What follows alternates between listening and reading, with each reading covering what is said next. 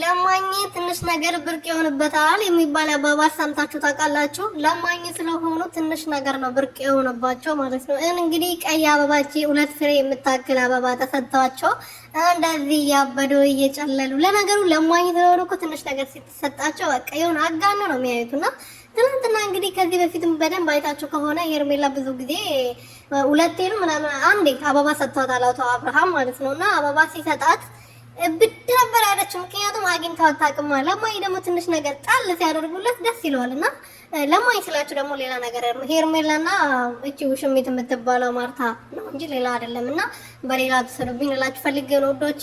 ሰላም ሰላም ቤተሰብ እንዴት ናችሁ? ደህና ናችሁ ወይ? እኔ ያለው ሁሉ ሰላም ነው። ፈጣሪ የተመሰገነ ይሁን። ሰላማችሁ ብዝት ይበልልኝ። እንግዲህ አብርሃምና ሄርሜላ እንደዚህ እንደምታዩት እንደ ልክ ኳስ አይቶ ኳስ እንደሚጫወት ህጻን ልጅ ታውቃላችሁ አይደል? እንደዛ እየተጃጃሉ ነው። እነዚህ ገንፎዎች ደግሞ ከደረጃ ወርዶ ወደ ላይ እየተመለሱ ነው። ኮንዶሚኒየም ላይ ያሉ መስሏቸው ነው መሰለኝ። ፎቅ ላይኛው ፎቅ ወጥተው ወደ ታች እየተመለሱ መስሏቸው ነውና እየተጃጃሉብን ነው እዚህ እንደ ህጻን ልጅ ማለት ነውና ምንድነው ትርጉም ከደረጃ ወርዶ ወደ ላይ መመለስ? አልገባኝም።